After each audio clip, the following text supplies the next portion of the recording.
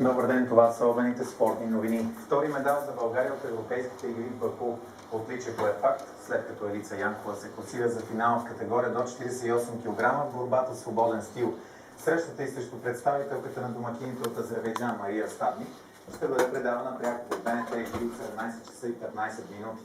Тайбей Юсейн и Евелина Николова ще се борят за бронзови медали. Мирослав Кирчев остана без отличие в финала на 1000 метра каяк. Силен мач на националките ни по волейбол. За събитията в Баку разказва екипа ни в Азербайджан. По-малко от 4 десети разделиха Мирослав Кирчев от медалите на едноместен каяк 1000 метра на европейските игри в Баку.